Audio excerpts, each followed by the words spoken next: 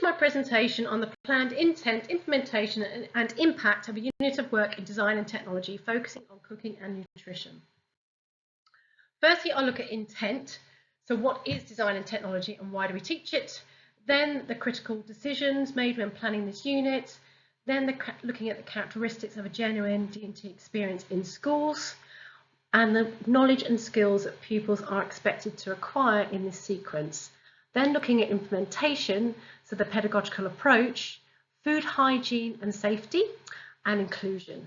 Then lastly, impact, assessing design thinking and using effective questioning and feedback, looking at the evidence of progress and evaluating the overall success of the unit. Design and technology is about problem solving and improving the world around us. Hope defines design and technology as creating practical solutions to human needs, and Ritchie emphasises that designers are professional problem solvers who seek opportunities even where problems aren't obvious. The Department for Education states that we teach this topic because it prepares pupils to be resourceful, innovative and capable citizens. It nurtures creativity, critical thinking, resilience and interdisciplinary connections, linking maths, science, computing, art amongst other subjects. Importantly, this topic encourages pupils to think about others by designing products, fostering empathy and gaining a deeper understanding of the world around them. Teaching food skills early builds lifelong healthy habits. Research shows food habits are formed young, influencing health outcomes throughout life. Practical cooking lessons develop confidence, creativity and teamwork while embedding knowledge of nutrition and healthy choices. The three critical key decisions shaping this unit include the pedagogical approach, so drawing on constructivist and cognitive learning theories, effective questioning and feedback, and ensuring for an authentic design and technology experience, embedding the 6 principles: user, purpose, functionality, design decisions, innovation and authenticity. These are agreed upon by the National Curriculum Expert Group, which I'll address further next. These 6 principles provide a strong framework for both planning and assessment. They emphasise designing with purpose, understanding product context, and engaging students in a full cycle of designing, making and evaluating. By embedding these principles, students don't just create, they critically consider functionality, impact and process, developing deeper understanding alongside technical skills. We will look at the application of these principles when discussing the impact of this unit. The Expert Advisory Group Progression Framework has been incorporated within this sequence, highlighting for cooking and nutrition that children should learn that seasons affect food availability, learn how food is processed, they should understand how nutrients within food affects health, and learn how recipes can be adapted. Key learning outcomes are set out for each lesson in the medium-term plan.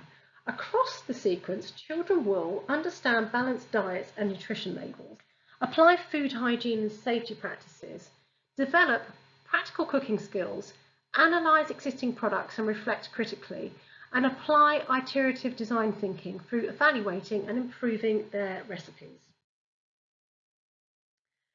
Now, considering applying educational theory to teaching practice, we know that learning is both an active and a social process.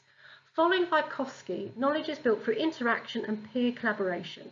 Children work within their zone of proximal development, supported by scaffolding. Bruner's inactive, iconic and symbolic representations are woven throughout the unit by giving opportunities for doing through hands-on involvement in cooking and product evaluations, seeing through incorporating lots of visuals and recipe cards and diagrams, as well as writing and talking through worksheets, peer talk, recipe adaptations and evaluations. The spiral curriculum principle has also been applied by revising key concepts over time to deepen knowledge. Sweller's cognitive load theory has informed the structure. For example, learning is broken into small steps with visual aids like knowledge organisers to prevent overload. Dual coding is applied, combining text and visuals to strengthen memory and understanding. Bloom's taxonomy guided the progression to build from basic recall to creative application. Remembering food groups and safety rules, understanding the importance of balanced diet, applying recipe adaptations, analysing and comparing products, evaluating, reflecting and suggesting improvements, and finally creating their own original healthy muffins. Safe practices are fundamental, and a class kitchen charter would be used to firmly establish best practice in food hygiene and kitchen safety. We would apply risk assessment and conduct allergy checks and provide clear demonstrations for using equipment and ovens safely. There will be an emphasis also on thorough cooking and proper food storage. Embedding these practices supports both health and responsibility. Design and technology must be accessible to all learners. As Farraher highlights, pupils with special education needs often experience underachievement, which can lower self-esteem and self-efficacy. As with all pupils, we support with cognitive learning and scaffolded adaptations and apply increased support where needed. EAL learners benefit from simplified language, visuals, peer support and practical modelling to ensure full participation. For pupils with SEMH needs, clear routines, visual timetables and attention to sensory considerations such as smell, touch and noise support a calm, supportive environment. We also adapt for physical and dietary needs by ensuring accessible spaces and offering alternative ingredients where necessary. To promote cultural inclusivity, lesson examples include foods from diverse cultures, so celebrating the backgrounds of all pupils. Black and William emphasise assessment should involve pupils reflecting on their progress. For some, this means offering alternative formats or additional time to ensure fair access. Ultimately, our role is to identify and remove barriers so that every child can participate confidently and successfully.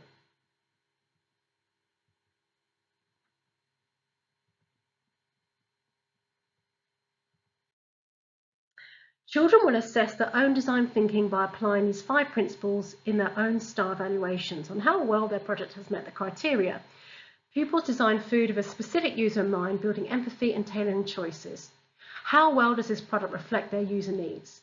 Students have a purpose to adapt meals to enhance their nutritional and health benefits. How well does their product meet this purpose?